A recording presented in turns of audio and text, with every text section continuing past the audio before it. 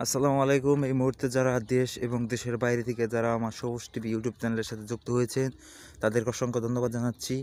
এই মুহূর্তে আপনাদের স্বপ্নের মতো সুন্দর একটি গ্রামের দৃশ্য দেখানোর জন্য চলে আসলাম।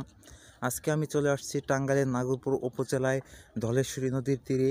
সেখানে কিন্তু নদী ভর্তি আঞ্চলিক একটি অঞ্চল। এই অঞ্চলে বেশিরভাগ সময় কিন্তু সরিষা সহকারে বিভিন্ন সিজনে বিভিন্ন ফসল রোপণ করা হয়। সেই সুন্দর স্বপ্নের মতো একটি গ্রাম কিন্তু এটি। এই গ্রামে যে সিজনে যে ফসলটি রোপণ করা হয় তা দেখে দেখে কিন্তু একদমই চমক লেগে যাবে আপনাদের। এখন কিন্তু ধান ভাদ্র আবাদ ধানের শেষে আপনারা যেদিকেই তাকাবেন চারদিকে সরিষার হলুদ ফুল কিন্তু দেখতে পারবেন। হলুদ ফুলগুলা এখানে কিন্তু সুন্দর মতো একটি গ্রামের দৃশ্য দেখার জন্য বিভিন্ন জায়গায় থেকে বিভিন্ন মানুষ কিন্তু চলে আসে। আজকে বরাবরের মতো খুব ভোরই সকালে চলে আসলাম আমি। এখনও কিন্তু কুয়াশায় আচ্ছন্ন শিশির বিন্দু প্রত্যেকটা সরিষা ফুলের মধ্যে লেগে আছে।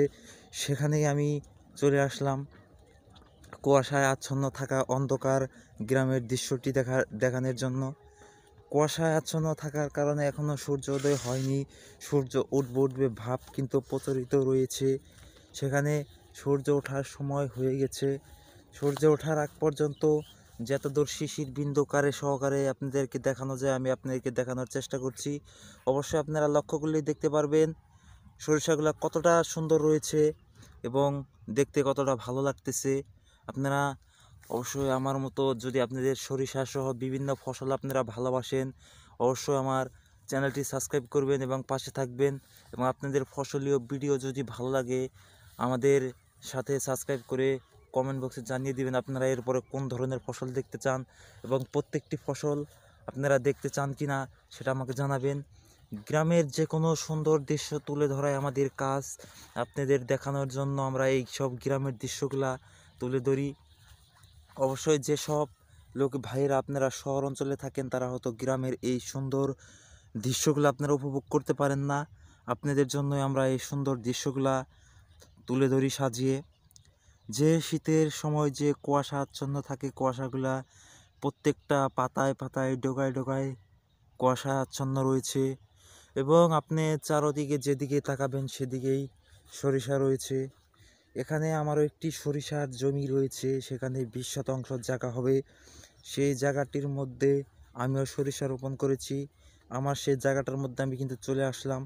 এই যে আপনারা এখন যে জমিটা দেখতে পাচ্ছেন এটাই কিন্তু আমার সেই সরিষার জমি। এই জমিতে কিন্তু আমার বাবা সরিষা কিন্তু রোপণ করেছে এবং এই জমির মধ্যে সরিষা ওঠানোর পর আমরা ধান রোপণ করব, আরও বিভিন্ন সময় বিভিন্ন কিছু রোপণ করব। চারদিকে আপনি যেদিকে তাকাবেন চতুর্দিকে আপনি সরিষার আচ্ছন্ন দেখতে পারবেন কুয়াশা শিশির বিন্দুতে। চারদিকে পাখির কিচির মিচির ও সূর্যোদয় হইতেছে। এখনও কিছু মানুষ ঘুম থেকে ওঠেনি। তাদের ঘুম থেকে ওঠানোর জন্য যে পশু পাখি রয়েছে তারা কিন্তু ভাস্যবের মধ্যে থেকে এখনও ক্যাচুর ম্যাচুর শব্দ করতেছে। গ্রামের যে কোনো দৃশ্যই আপনাদের অনেক ভালো লাগবে। এই জন্য আমরা যতই শহরে থাকি না কেন আমরা গ্রামের মায়াটা ছাড়তে পারি না। ঈদের ছুটি হলে এবং আমরা যে কোনো সময় ছুটি পেলে দৌড়িয়ে আমরা আসি আমাদের সেই গ্রামে। আমরা আমাদের গ্রামে চলে আসি গ্রামের প্রত্যেকটি এই সুন্দর সময়গুলো ভোগ করার জন্য, যেন আমাদের ভালো লাগে এবং আমাদের ভালো লাগা বিষয়গুলা আমরা গ্রামে এসে বিভিন্ন জায়গা থেকে অবলম্বন করতে পারি এবং আনন্দগুলো গ্রহণ করতে পারি, ভাগাভাগি করে নিতে পারি।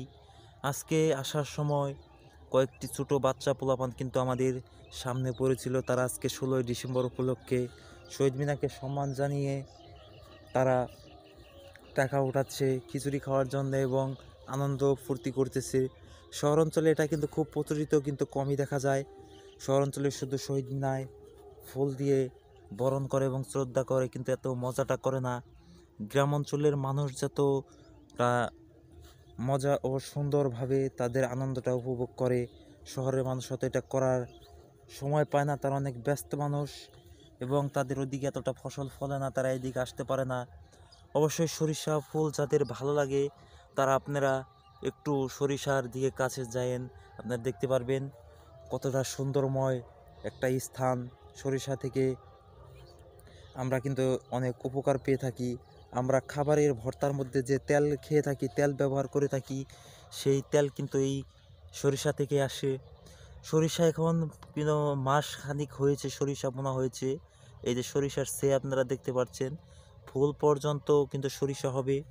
এখন সরিষার ওঠাতে আরও 1.5 থেকে 2 মাস সময় লেগে যাবে। আর যেভাবে রোদ রয়েছে, কুয়াশা রয়েছে, এভাবে কুয়াশা থাকলে সরিষাগুলো নষ্ট হওয়ার সম্ভাবনা খুবই বেশি থাকবে। সেজন্যই বলছি যে সূর্য যাতে ওঠে, রোদ ওঠে, তাহলে প্রত্যেকদিন কুয়াশা আচ্ছন্ন ছেড়ে গেলে সরিষাগুলো উঠতে প্রচুর পরিমাণে সুবিধা পাবে।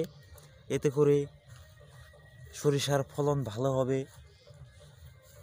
আর আপনাদের আরেকটা কথা বলছি, আপনাদের যদি এই আজকের স্বপ্নের মতো একটি সুন্দর গ্রামের দৃশ্য দেখে আপনাদের ভালো লাগে, অবশ্যই আমাদের সাথে থাকবেন। পরবর্তী সময় আপনাদের আরও বিভিন্ন স্বপ্নের মতো গ্রামের দৃশ্য দেখাবো আমি। সে পর্যন্ত ভালো থাকুন, সুস্থ থাকুন এবং আমাদের সাথেই থাকুন। আমাদের সবুজ টিভি ইউটিউব চ্যানেলটি সাবস্ক্রাইব করে পাশেই থাকুন।